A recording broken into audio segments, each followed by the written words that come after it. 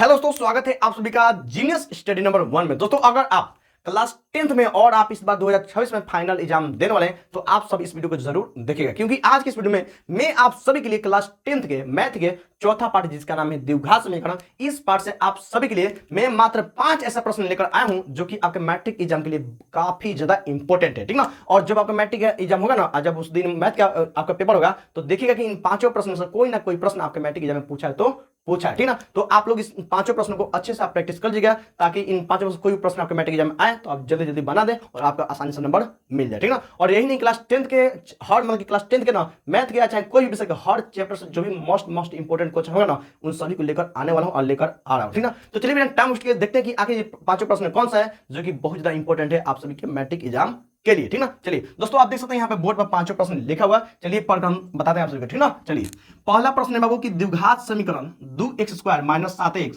+ 6 यानी कि 2x² - 7x + 6 के मूल ज्ञात करें, ठीक ना। मतलब कि आपको क्या करना है कि इस द्विघात समीकरण को मूल ज्ञात करना है, यानी कि x के मान निकालना है आपको। किसी देखिए आप मतलब गुणनखंड से निकाल दीजिएगा, आराम से निकल जाएगा, ठीक ना। चलिए दूसरा क्या क्वेश्चन है बाबू कि द्विघात समीकरण, इसी को मैं उठा दिया हूं, ठीक ना, इसी को इसमें ले लिया हूं, ठीक ना। 2x² - 7x + 6 के विवेचक ज्ञात करें। विवेचक मतलब एक और विवेचक का एक और नाम है विविक्ता, ठीक ना। मतलब कि इसमें डी का मान निकालना पड़ता है, ठीक ना, कोई दिक्कत नहीं। यानी द्विघात समीकरण दिया है, इसका हमको विवेचक निकालना, यानी डी का मान हमको निकालना पड़ता है। डी का सूत्र होता है बाबू b² - 4ac होता है ना जी। तो आपको इस पर क्या बैठा कर आपको निकाल देना है, कोई दिक्कत नहीं। तीसरा प्रश्न है बाबू कि द्विघात सूत्र से द्विघात समीकरण उस मतलब इसी एग्जाम्पल को मैं सब में ले लिया हूं, ठीक ना। यानी कि द्विघात सूत्र से द्विघात समीकरण 2x² - 7x + 6 = 0 को हल करें, ठीक ना। आपको क्या करना है कि द्विघाती सूत्र से आपको द्विघात समीकरण इतना का आपको हल करना है, ठीक ना, कोई दिक्कत नहीं। मतलब कि इसमें आपको डी का भी मान निकालना है, उसके बाद से आपको द्विघाती सूत्र का प्रयोग करना है, मतलब कि -b + -d/2 इसका सूत्र होता है, ठीक ना। तो आपको इस पर निकालना है, ठीक ना। ओके,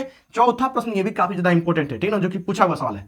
के किस मान के लिए समीकरण 2x² + kx + 3 = 0 के मूल बराबर है, ठीक ना। तो आपको क्या करना है कि इसमें बोल रहा है कि के किस मान के लिए, मतलब कि ये समीकरण का मूल बराबर है, ठीक ना। तो आपको क्या करना है कि डी का मान निकाल दीजिएगा ना, तो आराम से आपका मान के निकल जाएगा, कोई दिक्कत है नहीं।